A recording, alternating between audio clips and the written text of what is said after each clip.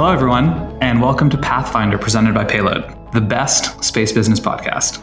I am your host, Mo Islam, and today I have the pleasure of introducing two very exciting guests on the show who also happen to be related. Neel and Karan Kunjur, co-founders of K2 Space, a Los Angeles-based startup developing large-scale satellite buses looking to optimize for a mass-abundant world. A lot to unpack there, but first, before we get started, a word from our sponsor, SpiderOak Mission Systems, a leader in space cybersecurity. SpiderOak's Orbit Secure product is the industry standard for ephemeral key creation, rotation, and assignment for secure, need-to-know communications in space. Cybersecurity will continue to be a prominent issue in high-stakes environments like space, so companies should carefully consider the cyber planning. SpiderOak Mission Systems is a US-based software company that builds space cybersecurity products and solutions for civilian, military, and commercial space operations. Their products leverage a unique combination of zero-trust encryption and private blockchain, ensuring confidentiality, integrity, and availability of your most sensitive data in the zero-gravity environments you depend on. Check out their website, spideroak-ms.com, for more information. Gentlemen, welcome to the show. Very excited to have you both. Thanks for having us. Yeah, excited to be here. So my first question is going to be a layup for you guys. Is Pathfinder the best space business podcast? And your answer here will determine if we continue the show or we have to end a little early today. I'll take it is the best for an extra 10 minutes and we'll call it a deal. Fair. Okay, so let's start high level. Tell me, what is K2? What are you guys building? And how did you both, as brothers, decide to go into business together? Yeah, so we are building large satellites for a post-Starship future. And that's kind of the lead. But really what we're trying to do is we think that there is a potential to build a platform for the next generation of space development. And that platform needs to have high power.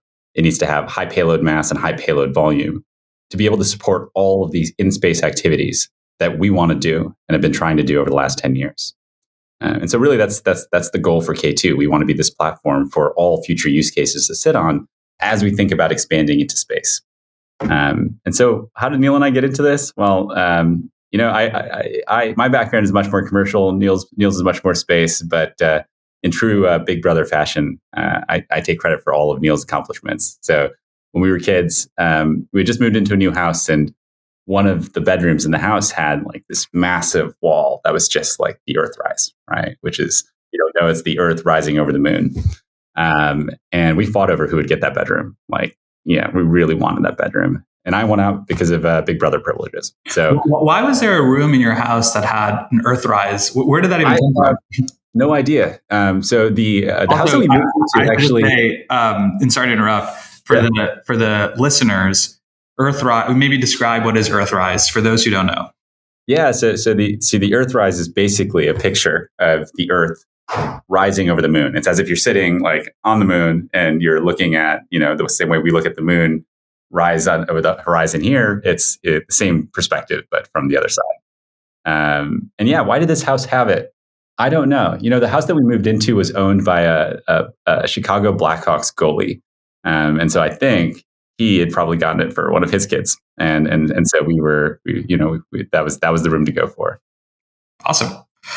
So when you guys, decide, and we'll get into the meat of what K2 is in a second, but I'm curious, how did you know who is going to be CEO and who's going to be CTO? Well, I certainly can't build satellites as an econ major. So it was pretty clear between the CEO, CTO, who was going to be the one taking the technical side. But yeah, in all seriousness, I spent the last few years building a different startup. I kind of know what goes into all the fun of raising capital, building a team, working at speed. And Neel is just an incredibly talented engineer who deeply understands what it takes to go build a next generation spacecraft. And so when you think about it that way, and you think about what we need to go do to actually execute on the vision of K2 Space, it made things kind of easier in terms of roles. Neel, I don't know if you disagree. No. I think the complementary nature is probably what helps the most, right? If going into business with your family, if you both do the exact same thing, you're much more likely to argue over what the right thing to do is. But we find that, and pretty much every one of our discussions, it's pretty clear who has the right background experience to address a problem. Yeah. So let's take a step back on K2. What is the problem you're trying to solve ultimately the problem you're trying to solve, and why is that a compelling problem for you guys specifically to be solving? Yeah. So I wanted to get into an early space venture back in 2018, and I spent 6 months looking at every space company that was out there. I built my little database of 200 space companies. Actually, I relied a lot on Tess at Bessemer's space map at the time. She had this phenomenal map that laid out all the companies that were out there, and I tried to talk to everyone that I met. And the problem I kept running into was I couldn't find a business model long term that I thought was highly scalable and effective. And a lot of it came down to the unit economics. And within the unit economics, a lot of it came down to the cost. If you're a space company and you want to be able to operate at scale, your options historically, and even to this date, are being able to buy a smaller satellite that maybe has less power than you want, less payload mass, less payload volume, but it's the only one you can afford, or one that does have the power that you want and the payload mass and the payload volume, but it costs hundreds of millions of dollars, right? And that's been this disconnect. If you actually wanted to operate at scale, what it requires is an amount of capital that destroys the business model. And so for us, what we saw coming in was we're about to shift from an era of mass constraint to an era of mass abundance. And in that world, if SpaceX and other companies take care of the launch side of the equation, somebody else has to come in and take care of the spacecraft side of the equation. Right. And we saw an opportunity for us to do that. So what does it mean? Let's dive into something you just said, mass constraint versus mass abundance. What does that mean? Yeah, I think really looking at it, there's a bunch of different metrics that people like to look at for tracking, historically, how's mass growth been accumulated over time. We like to look at launch capacity, right? So I think one of the really interesting charts that Elon sometimes shows about Starship is he shows the cumulative tonnage we've launched to date as a civilization. And then he shows what one single Starship can put up in a single year, and they're equal, right? And so the scalability of that, you think about just a step change in the amount of launch capacity that we're going to have to put mass in orbit. And what that means, it means that pretty much every decision that we've made to date where we've been constrained by mass, constrained by power, constrained by volume, we need to go relook at that. Both at the application layer, right, of thinking about what things can we do in space, as well as the very low level, how do we design spacecraft? So when you say one Starship in a year can launch all mass capacity or mass or tonnage since the dawn of civilization, or I guess not dawn, but since we started launching rockets. Can we dive into that for a second? What is it like? So what are some of the assumptions you're assuming there? Or Elon is. Yeah, these are Elon's assumptions, so I won't take credit for them. But one Starship, the reason why it's such a game changer is the capacity that it has in a single launch can be anywhere from 100 to 150 tons to low Earth orbit. So that's just a huge step change compared to any other launch vehicle. But in addition, it has the capability to launch at really high rates. So it's been designed from the start to be fully reusable, fully quick turn to be able to land it and relaunch it in the span of days, not months. And all of that leads to a very high cadence. So that number that Elon's assuming assumes one single Starship that is launching multiple times per week, which is something that F9 is actually already demonstrating on multiple launch vehicles. But doing that on a single launch vehicle and then replicating that across the fleet is how you go scale even further.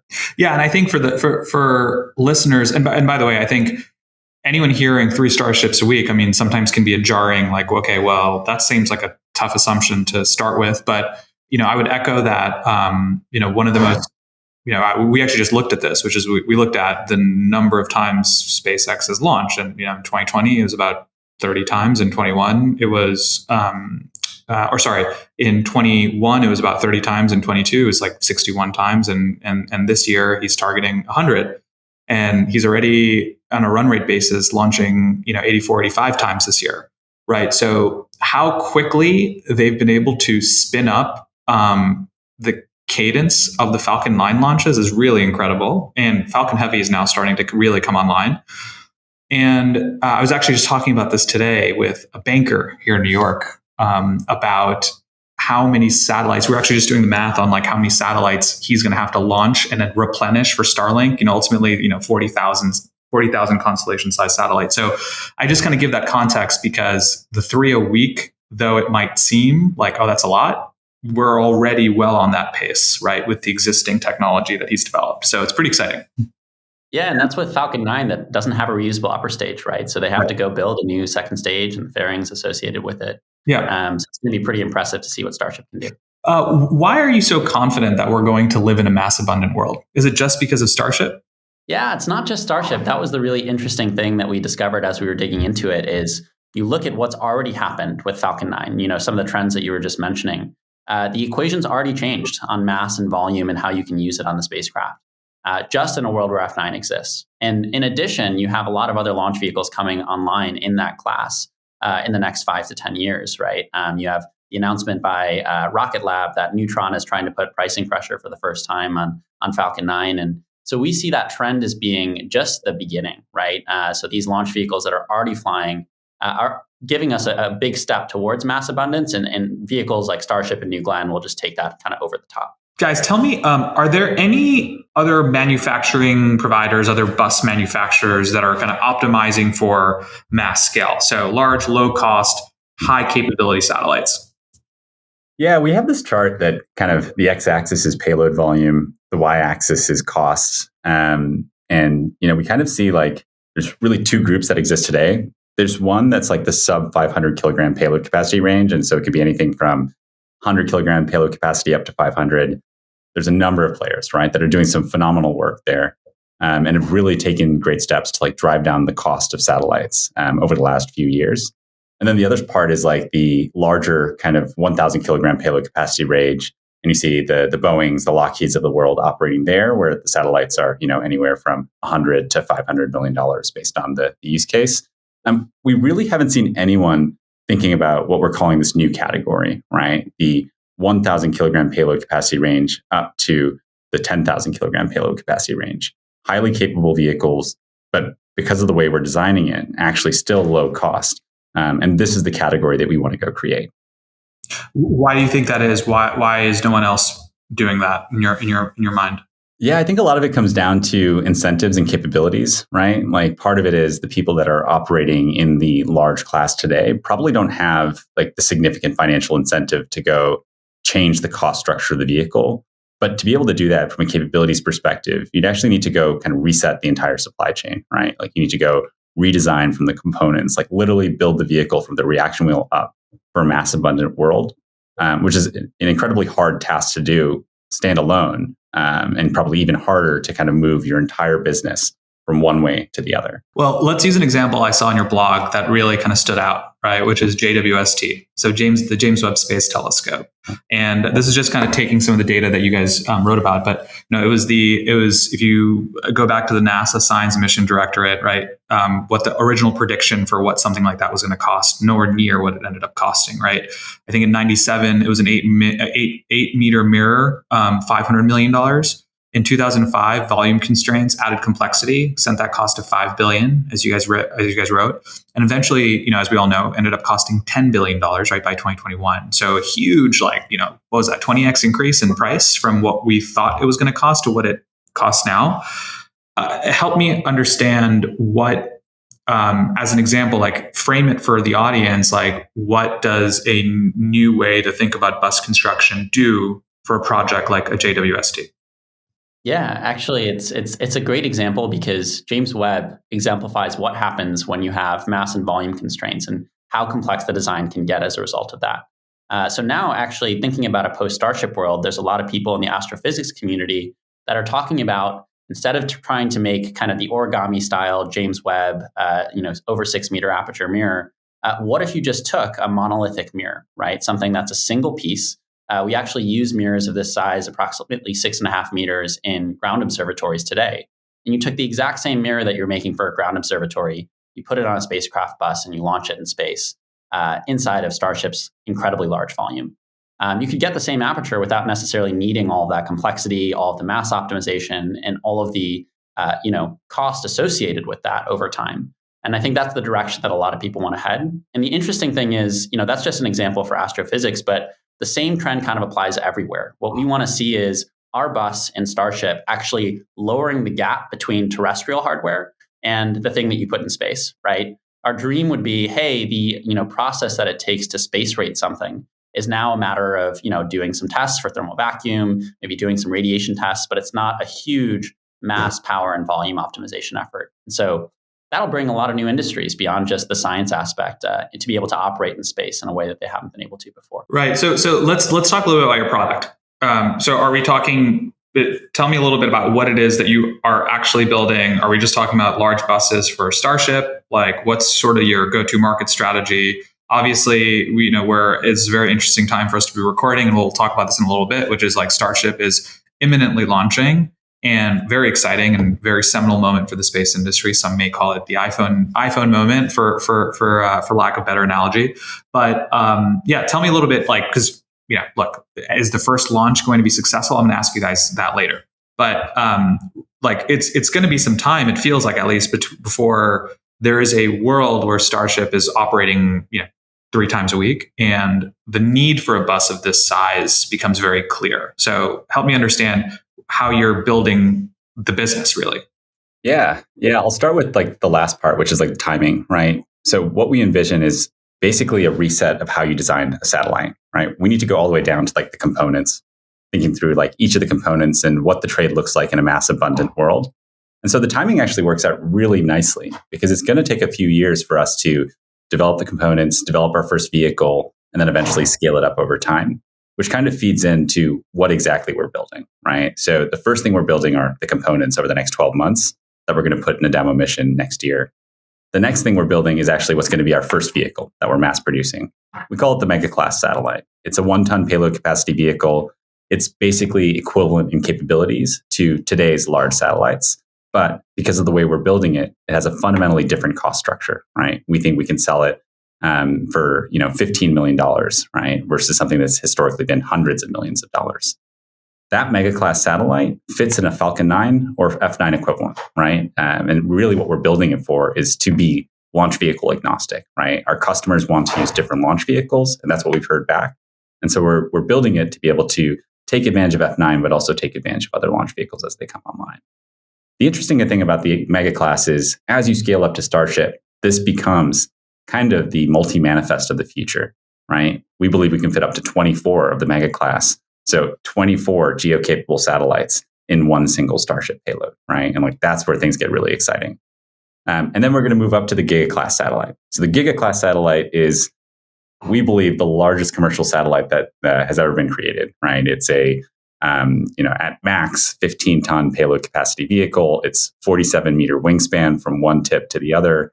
And it's going to be, off the charts power, mass allowance, and payload volume, right? And so that's what we're building for kind of the next generation of space development. And really, we think like there are certain use cases today that are very clearly made for this kind of power, but we really hope to be a platform that people use to innovate and kind of think about how they're going to use it for the next 10, 20, and 50 years. So a lot to unpack there. The first thing I'm going to drill you guys on is the cost, because you just said GeoBirds are well north of $100 million, right, from a bus construction, bus cost perspective, and you just said 15 million, right? And oftentimes when people hear we're going to drop the cost, this magnitude or that magnitude, it raises eyebrows. So tell me how are you going to do that? Yeah, it really does require going down to the component level, as Karan said. So you have to redo the trade. So over the last 50 years, every single trade study on every component has been run with mass or power as the primary constraint, right? That's led to the way we've designed electronics. That's led to the way that we've designed actuators for spacecraft. And what we're saying is we can go back, redo the trade study from first principles and say, if I had more mass, if I had more volume, would I still make this component the same way? So you have to do that. And when you do that, you realize you're actually operating now in a world where you can trade mass for cost in a way that you previously couldn't. So the example I like to use is, for solar cells. To date, the sort of state of the art for high efficiency solar cells is gallium arsenide multi-junction cells. They're made for space, really, really high efficiency, really performant, but they tend to be quite expensive because they are only made for the space industry or industries where they need that high performance. Silicon has been used in the terrestrial solar industry for a while and creeping up in terms of efficiency, but still quite a bit lower. If you actually don't care about mass or you have volume to spare, you would consider building your arrays out of something that is, a fundamentally cheaper technology that you're tapping into a supply chain that's much broader than the components that are only made for space. So these are the kinds of trade-offs that we have to make at every layer of the spacecraft, right? It's not just one thing that's a silver bullet. We're doing that across the structure, across the actuators, the avionics, the power systems, and really attacking the bill of materials costs in a huge way. So that makes sense. But okay, so taking your example, you have a terrestrial solar cell, right? Much cheaper than, sorry, what did you call it? Gallium arsenide? Yeah, gallium arsenide, they're just multi-junction cells. Okay. They're Anyway, space-grade cells. Let's call it a space solar cell, right? So you're talking about really the use of, or like really the commoditization of certain components. What helps you build the moat though, right? So you have like the commoditization of products, but that to me sounds like, okay, well, other companies can do that. Like, so how do you, what's the secret sauce there for you guys? Yeah, a lot of what we're doing is historically in spacecraft design, a lot of the complexity is lied with the vendor, right? The vendor that makes that really exquisite, high performant part. That's where they, have the most complexity, the most price advantage, et cetera. We're taking a lot of that complexity now, removing it from our vendor chain. So we're using simpler inputs, but we're bringing that complexity into the integration of those inputs, right, into a complex system. So the example again for the solar arrays is, okay, you're using cheaper solar cells as your input, but now you have much larger arrays. You have to deal with kind of the really challenging attitude control and deployment issues that result from being able to do that. And that's where we want our core capability to be, the systems integration. And the example I actually use quite a bit is people look at SpaceX and say, oh, SpaceX is developing new alloys for the Raptor engine. They're pushing the boundaries of physics. But early on as a company, what SpaceX was really good at was taking technology or inputs or components that were fairly conventional and commoditized and integrating them in really clever ways to build highly capable, cost-effective launch vehicles, right? And that's kind of the approach that we're applying to the spacecraft side, where we think systems integration and the architecture and the design of some of these interdisciplinary challenges is going to be where a lot of our secret sauce is. Neel, can you give me a quick example, hopefully without having to give away anything, which is effectively like a learning from SpaceX that you're like applying to K2, right? What have you, anything that really kind of stands out for you?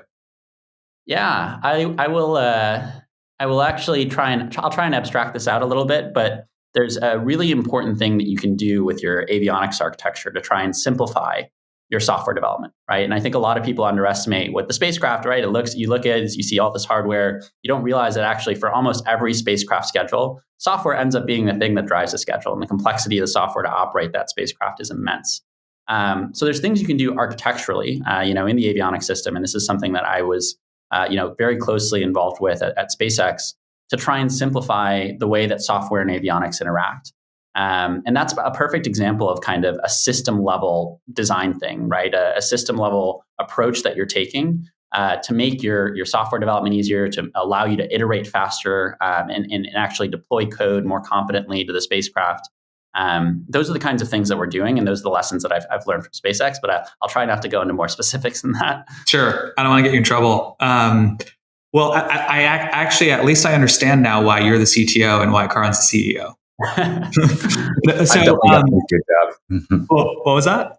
I've definitely got the easier job. So no, it's both jobs are definitely not easy, especially in this market, as we all know.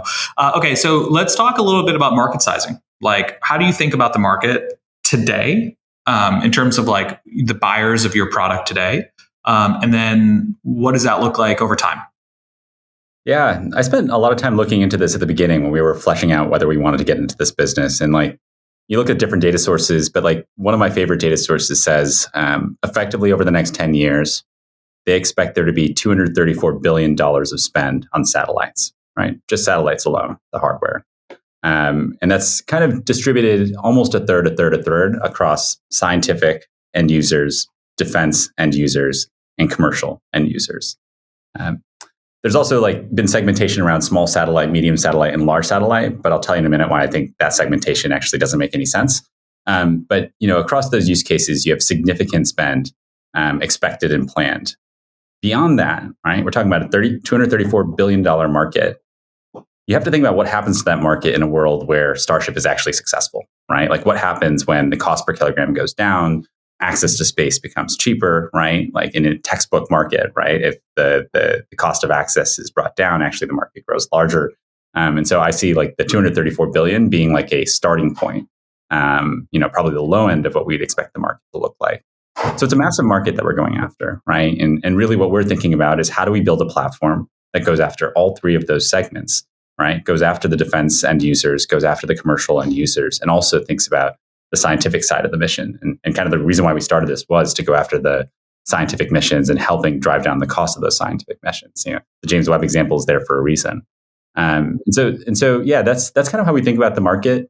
And then the other point to add is like on this idea of like small, medium, large, I think people need to think about is like a lot of the reason why people have bought small satellites historically is because if you had $15 million, small sats were all you could afford.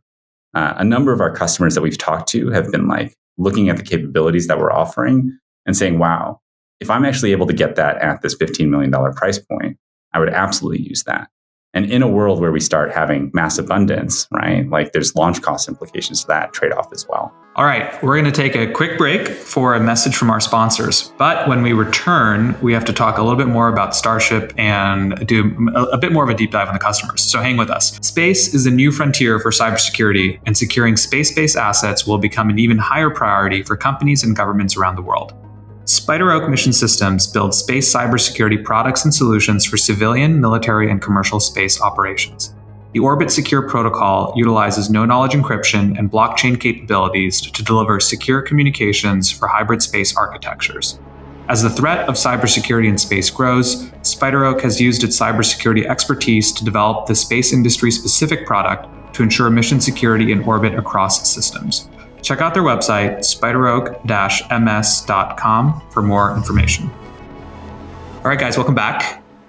So, Karan, you were telling us a little bit about the market segmentation and what it looks like now versus what it will look like, and small, medium to kind of to large satellites. Can we talk a little bit about your customer base? Like who are sort of you mentioned defense use cases for satellites, commercial use cases for satellites, and of course, like the science exploration side of things. What are those? I mean, are you going after all three? Like, where does it make sense to start, and how do you think about that each of those customer segmentations, and how do you build a product that works for all three of those customer segments?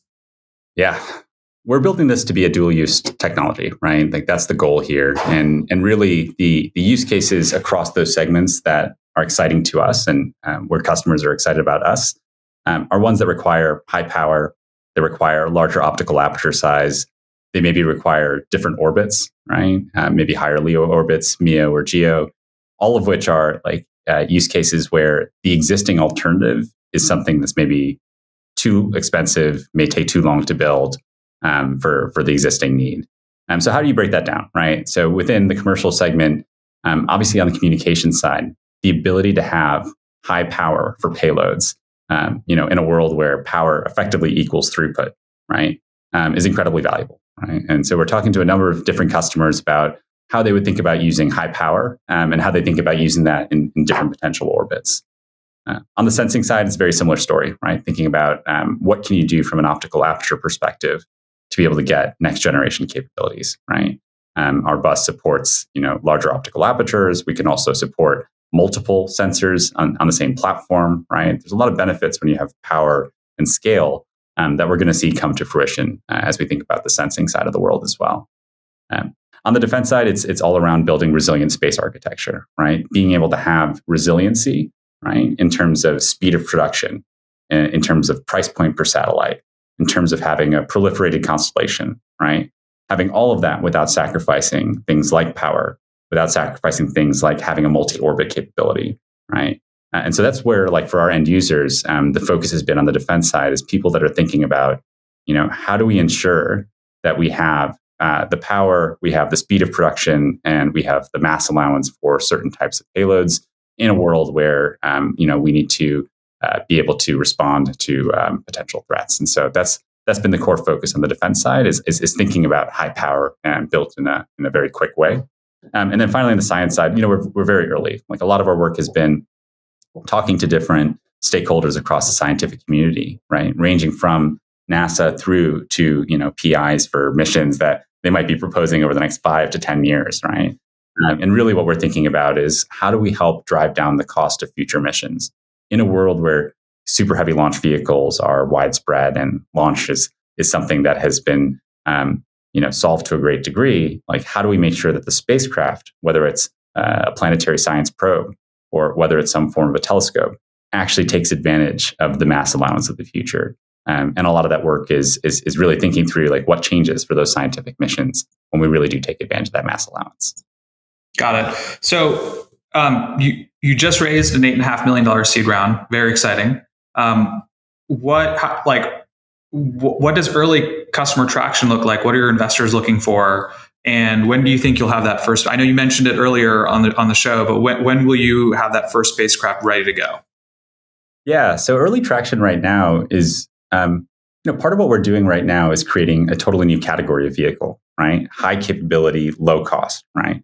So this isn't the kind of thing that you can go out and say, oh, you were already going to buy this vehicle, and now here's something that's a little bit cheaper or a little more capable. It's a fundamentally new vehicle, right? And so a lot of what goes into category creation right now is actually getting customer feedback and working with like the really large players and showing them, here's what the future could look like. How would you build on top of this platform? So we've had some phenomenal discussions, a lot of which I can't share because they're under NDA, but with different players that are thinking about, hey, how do I use this power to basically support my future constellation strategy, right? Like, how do I think about using it to fill potential spectrum slots, right? And so that kind of feedback is going to be what early feedback looks like, and at least from our seed round, that's what investors were excited by, was the feedback around, wow, this is truly differentiated. We're doing something that nobody else is doing. And there are a bunch of customers that are signing up and raising their hand and saying, hey, this is something that I would actually use. Longer term, we need to actually go build a pipeline, right? Like, we need to have LOIs and a pipeline of LOIs and future deals that we can point to say, this customer is going to take the first mega class satellite. This customer is going to take hopefully the next 5, right? And potentially this one will take the next 10. And building that is going to be a key part of our job over the next 24 months. Yeah, no, so that makes sense. Now, one question that comes to mind is, everyone's building in LEO, right? Everyone's building in LEO. Everyone's concerned and thinking about LEO. Do you care about LEO? And do you see a use case for large scale satellite buses in LEO? Yeah, I don't think we envision a world where someone's putting out hundreds of our mega class or giga class. But actually, we look at taking things in the opposite direction. Rather than need to do hundreds in LEO, you can actually use our satellite and probably accomplish like with 30 to 40 satellites. So it's actually taking the problem of like proliferation in LEO and potentially taking it in a different direction because of the power, because of the aperture size, because of the capabilities of the vehicle. And so there are certain people that are thinking about how to use the power of the bus in LEO. And there's stuff like direct-to-cell applications that are really interesting that actually require a lot of power. And so those are there. And so I think that'll be a big part of our business. But one of the key differentiators we have versus small sats is our satellite bus is being designed, and Neel can talk about why we think we can do this, but it's being designed to be used in LEO, MEO, and GEO. So, Neel, do you want to add to that? No, just that. If you look at the trends, it's pretty interesting. We talk about how we're a little bit of a contrarian bet, but the pendulum's already starting to swing the other way with even in LEO. If you just look at the size of Starlink V1 versus Mini, which they're flying now, to V2, that's like 300 kilos to around 800 kilos, maybe to almost 2 tons in the future. And it's just an indication that the demand for power in LEO is constantly increasing. So even if it's not for payload mass, the high power of our bus definitely has applications in LEO as well. Okay, let's switch gears for a second and talk about the team. So I noticed on your website that you somehow snagged Lori Garver as a member of your advisory board. And Lori Garver, for those who don't know, is former deputy administrator of NASA. So she's obviously been a huge force for the organization and is now working with you guys. How did you get her? And I know there's a few other folks on your advisory board that are worth mentioning, but let's start with her. Yeah. We were introduced to Lori in August of last year, and she's just a phenomenal leader. She's someone who really cares about the future of space, cares about how we do it. She was really involved in helping bring SpaceX and the launch business into the mainstream, right? While she was deputy administrator at NASA.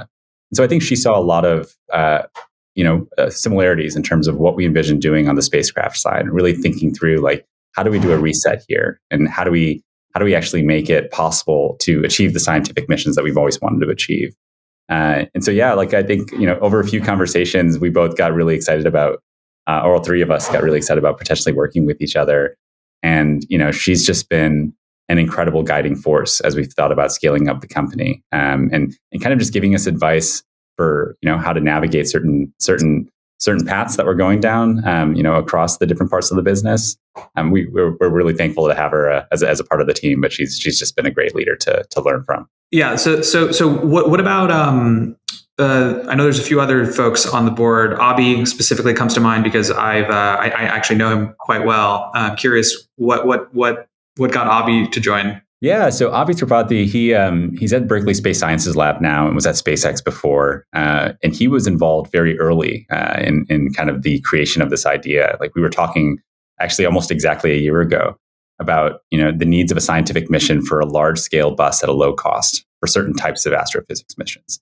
And he couldn't find a solution for it. And so we like to say, like, working with Abhi was actually one of the ways we designed and developed this idea and realized that there's actually something there. He was fundamental for it and has been an incredibly helpful guide for us as we've navigated the scientific community.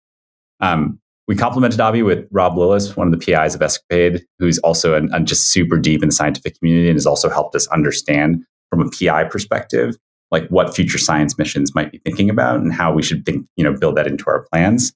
And then on the commercial side, we've really kind of, as we've talked about, like the potential telco operator community, a really guiding force for us has been Martin Hallowell, who's the former CTO of SES, really helping us get deep into the minutia of what goes into the operator business and how to think about how we might best plug in. And then finally, definitely not last, but definitely not least, Lee Rosen, former SpaceX, former colonel as well, and just a phenomenal leader. Someone that we've learned a lot has really helped us figure out on the DoD side how to navigate it. Neither Neel nor I have a deep background on the defense side, and so he's been someone that's really provided kind of a lot of advice and input on building that side of the business as well. Got it. So how big is the total team now, the full-time folks? So it's obviously you. Who else? Yeah. Who else are you guys working with? Yeah, so we're at 9 people total now, and on the non-technical side, it's myself and our head of defense, Matt Croce, who is a 26-year special ops veteran and just a phenomenal individual who's helping us build the defense business. And then 7 engineers, including Neel. And Neel, I don't know if you want to talk through those engineers. Yeah. A lot of what we're optimizing for is engineers who have experience working on really, really large spacecraft problems, right? Really complex programs. So I pulled a lot from the team that worked on Dragon at SpaceX. So Drew Miller, our head of structures and mechanisms, helped design, a lot of the structures, secondary structure and mechanisms used on the Dragon capsule. We have Soo-Hyun Yu, who just joined us as an electrical engineer. He helped develop the flight computer and several other boxes used on Dragon. We also have, Matt Ailes, who just joined, who is a structures engineer, was responsible for the design of the Dragon trunk. And Derek Stevens, our head of supply chain, who helped organize the supply chain for Starlink. And so, from the SpaceX perspective, we've been pulling from a lot of that network that has experience with the types of challenges that we have to solve. And we've been complementing that with a couple other engineers from other parts of the space industry and as well as automotive industry to try to bring together a really talented team to go tackle this huge challenge that we have ahead of us. So I want to switch gears again, guys, and talk about the 100-ton elephant in the room. And I obviously talking about Starship. Now, when do we think it's going to launch? Let me maybe ask that first question. I know no one knows, but you guys are certainly the experts. And Neel, I know you have the SpaceX blood in you, which might lend itself some credibility in launch predictions. So when do we think it's going to launch? We're obviously very, very, very close. We were supposed to launch yesterday on the 10th. That was originally the goal, but it looks like that's gotten pushed. There's also potential talks about some type of review now that has to take place, possibly from the FAA. So, what's your thoughts so far? Yeah, well, first note that a lot of ex-SpaceX people have lost a lot of money betting on this very topic. I was just talking about that yesterday, so don't hold me to it. But my original prediction actually was sometime in late April. And I think that's actually when, just depending on the SpaceX side, I think they'll be ready, right? It's just a question of when they actually get that license at the end of the day. Now, as far as how this test goes, I think it's, first and foremost, it's an experiment. It's a massive, massive experiment. It's going to be one of the most exciting experiments that's ever been done. But having worked at SpaceX and seen how these experiments can go, I think we should all be very, very clear that a big fireball is definitely on the tables of what could happen. Everything above that would be a huge bonus. And it's been really cool to see SpaceX not only prepare for this launch, but prepare to keep the experiments going after that, right? So they have the next one kind of waiting in the row to be able to do another attempt and kind of learn as fast as possible from these initial launches. So you alluded to it a little bit, but let's just be a little bit more specific. How successful do you think that first launch is going to be? Like, give me like your base case prediction and then like optimistic prediction. And I want to hear like both Karan and Neel on this one with you guys. I'll let my CTO go first. That's not fair. So I think there's my base case is they make it off the pad and they make it away from the pad. I think that is in everybody's mind a success for the test, right? Is if they can actually get away from the launch mount and demonstrate their ability to light all the engines. So I would say my base case is they get maybe through max Q. I think that's a reasonable assumption. And then after that, it's anybody's guess. I think my bullish case is every single mission phase is successful because that does happen. There's times where you think like, oh man, this is totally not going to work. And then surprise, you actually make it through everything. So base case, get off the pad. Bullish case, actually make it through every single mission phase. Karan? I have nothing more to add. I know. I screwed that one up. I should have asked you first. I have to say, I have not heard a single person. I've asked a lot of people this, and what do you think is going to happen? I haven't heard anyone say that they're going to make it through the whole thing.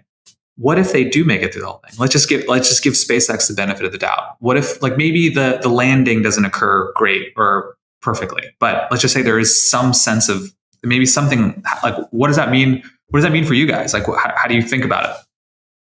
I'll first say, as a former SpaceX engineer, I would be a little bit suspicious if I was an engineer and everything went perfectly, right? You kind of want certain things to go bad so you learn from them.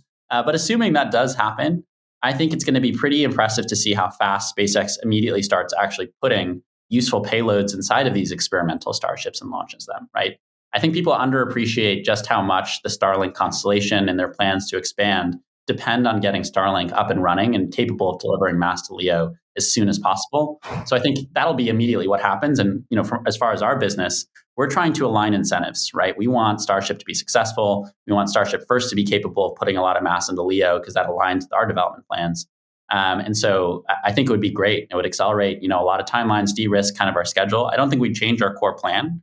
We still believe that the plan we've laid out from a mega giga class perspective is the right one for the company, both short term and long term. But it would definitely retire some risk on the timeline for the giga class satellite, which we do want to get to launching as soon as possible. Yeah, and I will say, most of this audience are, very well informed space folks and industry people and investors. I do want to hammer home a point that you did make, though, which is that SpaceX needs this to work, right? So for the naysayers out there and the folks that I know, say, there's definitely folks out there like Starship's overhyped or it's never going to work. Or, I think the ultimate question there becomes, do you think SpaceX is going to exist? I would say probably 9 out of 10 people say that SpaceX will exist, like as a company, at least over our generation at the very least, right? So like, the thing to keep in mind there is, like you said, right?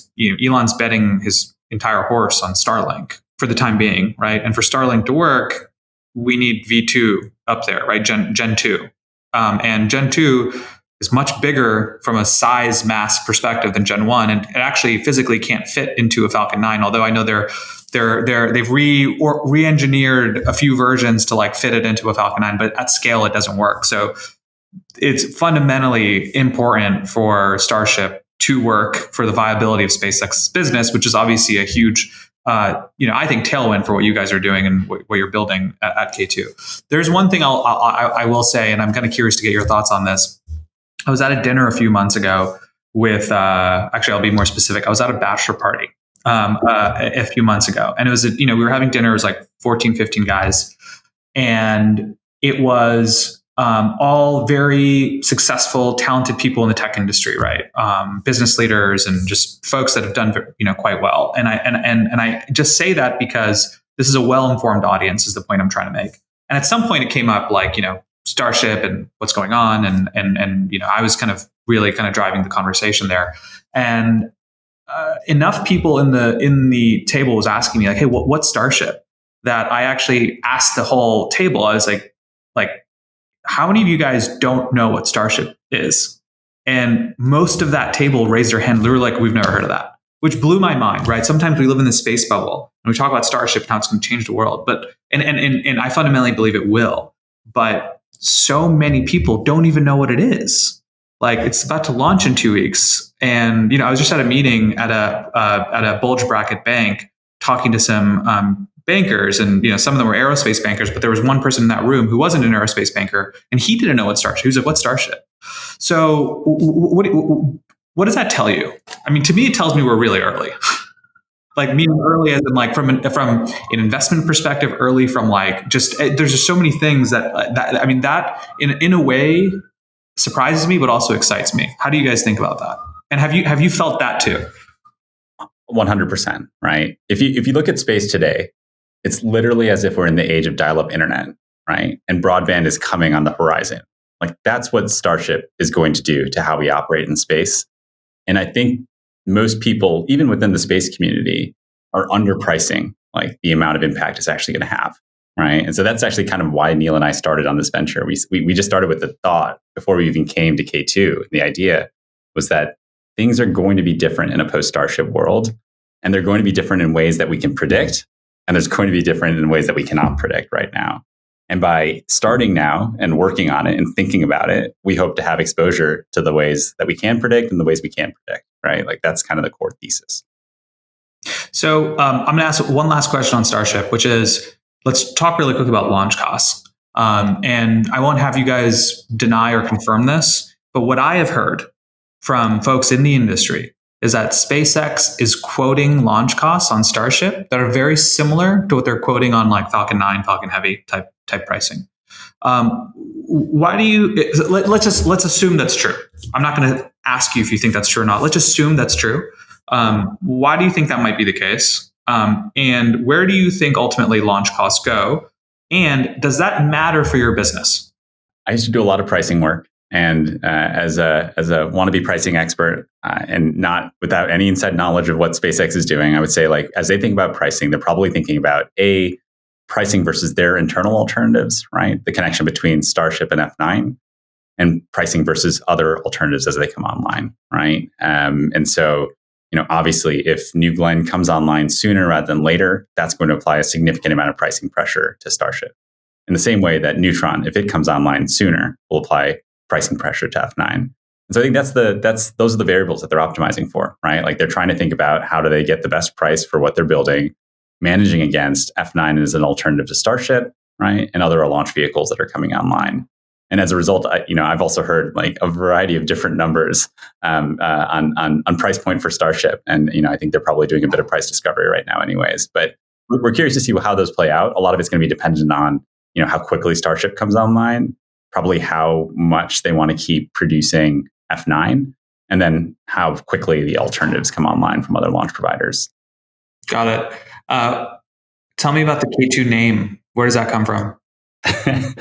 So there's like a personal fun reason, which is we're two Kunjur brothers. Like that's just kind of like fun. But the real reason is like there's the astronomer Kardashev that came up with the Kardashev scale for civilizations, and there's a type 1 or K1 civilization that can harness the power of the planet. And they think we're like a 0.8 right now on that scale. There's a type 2 or K2 that can harness the power of the solar system, and a type 3 or K3 that can harness the power of the galaxy. We don't think we're ever going to get to be a K2 civilization building in the old mass-constrained way we've always built in. It's only by learning how to build large structures in space at a low cost that we're going to be able to do that. And so our logo is a Dyson sphere. It's like one of the key indicators of a type 2 or K2 civilization. And it's a bit sci-fi, but it's kind of our North Star, right? Like that's what we aspire to be able to build, is really scalable, effective structures in space. And this the K2 bus is really the first step towards that future vision. I love it. Now, sounds like you guys are sci-fi geeks, give me like a book or movie each that you love, your favorite. I always like many other people, I like Three Body Problem. It was one of my favorites. One of my more recent favorites that I really enjoyed is Diaspora. I don't know if you've heard of it, but it's like a phenomenal story about kind of like what happens if we're like in some form of a multiverse, and it's super cool how it takes it through the progression. That's probably my most recent favorite.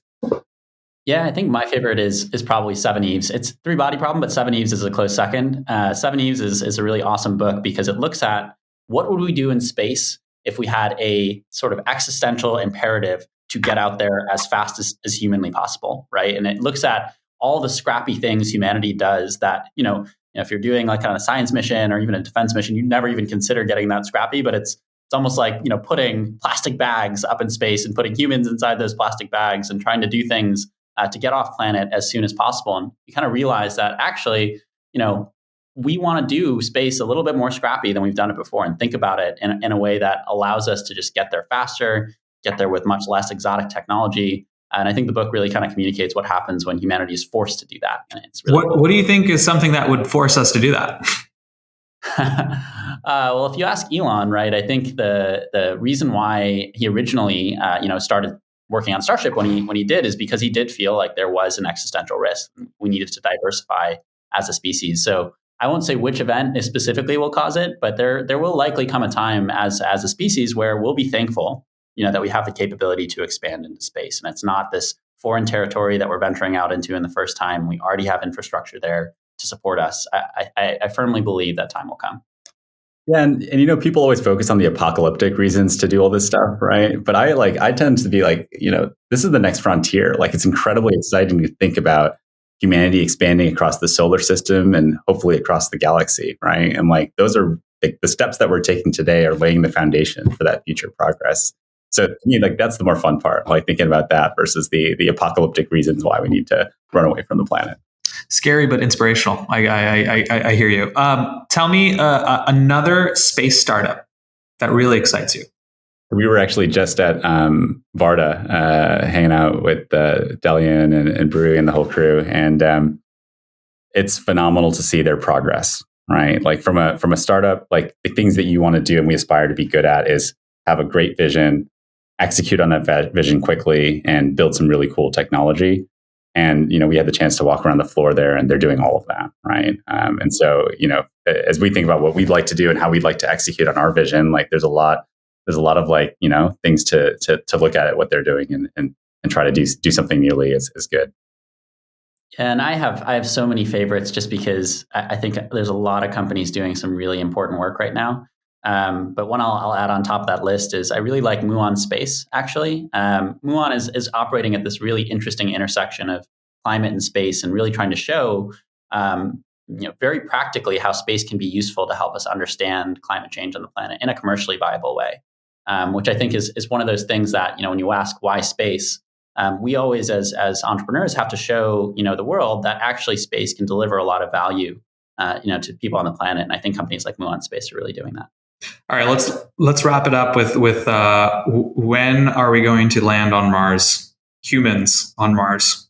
What do you guys think? Karan, you're going to answer this one first. I think 2030 is a nice round number. Wow, that's really soon. Let's go for it. Neel can tell you my predictions have always been full send predictions. It's more fun to do it that way, and this one has no impact on me, so I'm going with the full send. Like let's beat our expectations and see what happens. But yeah, that's my guess. Let's get the engineer's perspective now. I would say I'm going to go pretty close to that, but shortly after, I would say like 2033. Okay, is a good number to me. And I think there's a lot of activity around the moon and like lunar exploration right now that may delay our focus on Mars. I don't think it's necessarily because of a capability, but I'm going to go with 2033. Awesome. Well, we're out of time, but this was an amazing and super fun conversation. Very timely, given what's happening in the industry. Really appreciate both of you guys joining. This is the first time I've gotten to interview two people at the same time, so that's I get to cross that off my list. But thank you guys for joining. Very excited to see what progress you make over the next 6 months, year, 2, 3 years, and excited to have you guys back soon. So thank you. Thanks, Mo. Yeah, thanks for having us.